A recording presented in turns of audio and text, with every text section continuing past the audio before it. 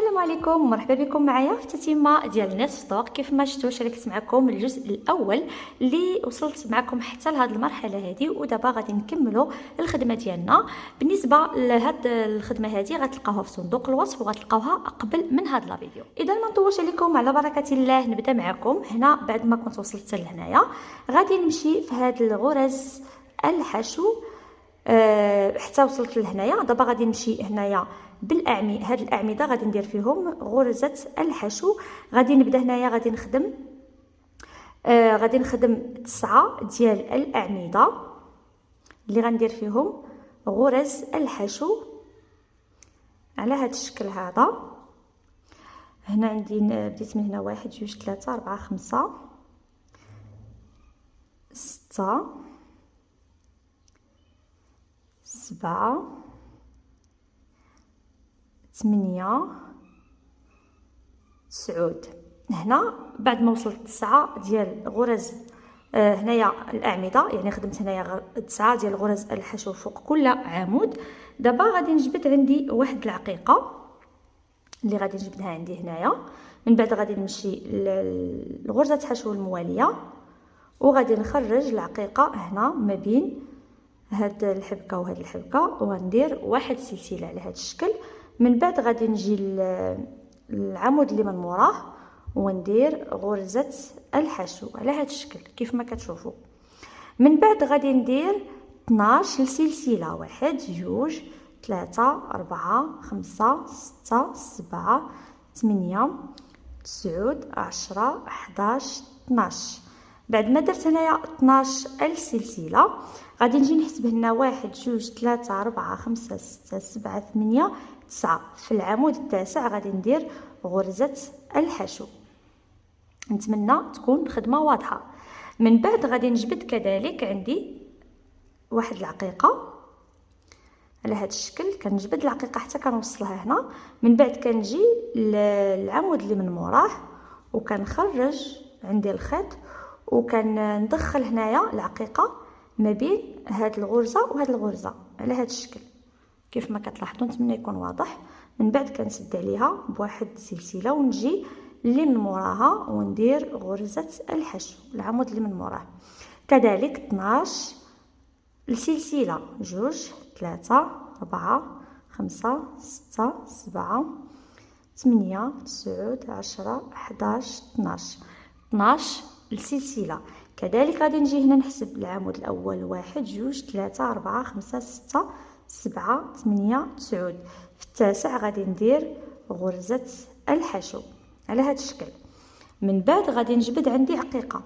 اذا غادي نستمر بهذه الطريقه هذه حتى نكمل الدوره كامله. كنخرج يعني كنجبد عندي العقيقه، ملي كنخرج كندير غرزه حشو كنخرج العقيقه هنايا عاد كنسد عليها بهذه الطريقه هذه. من بعد غادي نجي اللي من موراها العمود اللي من موراها وغادي ندير غرزه الحشو. هانتوما كتجي الخدمه ديالنا على هذا الشكل. كذلك نفس الشيء غادي ندير 12 لغرزه حشو 2 3 4 5 6 7 8 9 10 11 12. من بعد غادي نجي هنا 1 2 3 4 5 6 7 8. التاسع غادي ندير فيه غرزه الحشو. وانا كنستمر بهذه الطريقه يعني بلا ما نطول عليكم الفيديو اكثر. على هذا الشكل كنخدم هاد الفراغات اللي غيجيوني فوق من هادو كاملين، يعني غادي نمشي الدوره كامله، يعني ما غادي نزيد ما غادي نقص. اذا غادي نخدم هاد الفراغات كاملين بهذه الطريقه هذه ونرجع معكم بعد ما غادي نكمل ونمشي حتى نوصل هنايا وغادي نجي بغرز الحشو حتى نوصل هنا ونرجعوا نشوفوا كيفاش غادي نديروا السطر الاخير اللي غادي نعمروا به هذا المكان هذا. رجعت معكم هنا بعد ما كملت الدوره كامله كيف ما كتلاحظوا بنفس الطريقه اللي خدمت معكم. هانتوما كيف ما كتلاحظوا يعني درت الدوره كامله على هذا الشكل حتى وصلت هنايا، حتى وصلت لهذا المكان هذا. دائما هنا كنهبط بغرز حشو حتى وصلت حتى لهنايا. هنا كذلك كيف ما كتشوفوا طلعت هنا بغرز الحشو كيف ما كتشوفوا، يعني كامل هذا الظهر كنخدموا بغرز حشو. هنا كذلك طلعت بغرز الحشو حتى وصلت لهذا المكان. هنا كذلك غادي نكمل هنا هاد غرز الحشو اللي عندي هنايا كيف ما كتشوفوا. كنضرب حتى في هاد الغرزه اللي ورا العقيقه وكذلك الغرزه اللي هنايا حتى هي كنضرب فيها على هذا الشكل هذا كيف ما كتلاحظوا. دابا غادي نبدا نعمر هذا الفراغ هذا. غادي نبدا نعمر هذا الفراغ. غادي نجي هنا وغادي ندير العمود الاول، العمود الثاني، العمود الثالث، العمود الرابع، العمود الخامس، العمود السادس، العمود السابع. هنا بعد ما خدمت 7 ديال الاعمده، دابا غادي نجي للعمود الثامن وغندير 1 2 3 ديال السلاسل. غنرجع لهذا الفراغ هذا وغادي ندير غرزه البيكو كيف ما كتشوفوا، يعني غرزه حشو. من بعد غادي نجبد عندي واحد العقيقه وغادي نجي هنا وغادي نخدم. دائما كنخرج اللفه الاولى تحت العقيقه واللفه الثانيه فوق العقيقه. من بعد غادي ندير 1 2 3 ديال السلاسل وغنرجع لهذا الفراغ هذا وغادي ندير غرزه الحشو. من بعد غادي ندير العمود اللي من موراه بحال هنا. كندير 3 د الاعمده بغرز البيكو، 2 اعمده بدون عقيقه، والعمود اللي في الوسط كندير فيه العقيق. هانتوما على هذا الشكل هذا. بعد ما خدمت هنا 3 ديال الاعمده بغرز البيكو غادي نكمل 7 د الاعمده بدون غرز البيكو بحال اللي خدمت هنايا. هانتوما العمود الاول، الثاني، الثالث، الرابع، الخامس، السادس، ثم السابع هنا كيف ما كتلاحظوا. من بعد غادي نجي هنا وراء العقيقه في هذه غرزه الحشو، كندير غرزه حشو الاولى ونجي اللي حداها وندير غرزه حشو الثانيه على هذا الشكل هذا كيف ما كتشوفوا. يعني هانتوما بعد ما كتقاد الخدمه هانتوما كيفاش كتجي. نتمنى تكون الخدمه واضحه. دابا غادي ندوز باش نعاود معكم واحده اخرى، لكن غادي نزيد في الخيط عاد ونتلاقاو. اذا بعد ما زدت في الخيط كيف ما كتعرفوا انا كنخدم وانا كندوب الخيط. غادي نبدا كذلك نعمر هنا. اول حاجه 7 ديال الاعمده على هذا الشكل. سمحوا لي على الازعاج ديال هاد العصافير. هانتوما بعد ما غادي نكمل هنا 7 ديال الاعمده. دائما كنحسب 7 ديال الاعمده لهاد الجهه و7 لهاد الجهه و3 في الوسط. ندير 1 2 3 4 5 6.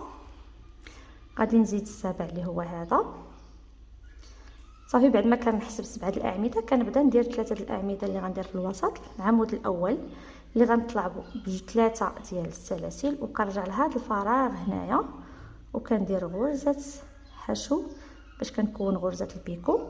من بعد العمود اللي من موراه كنجبد عندي العقيقه وكنخرج اللفه الاولى تحت من العقيقه واللفه الثانيه فوق العقيقه بهذا الشكل هذا باش كتثبت ليا هنا في الوسط. تقدروا تستغناو عليها لكن صراحه كتجي هنايا زوينه هذه العقيقه. من بعد كذلك 3 سلسله كنرجع هنا لهذا الفراغ هذا. نتمنى يكون واضح. وكندير غرزه البيكو. من بعد كنرجع كندير العمود الثالث وكذلك 3 سلسله غرزه البيكو هنايا كيف ما كتشوفوا. من بعد غادي نجي ندير 7 ديال الاعمده. 1 2 3 4 5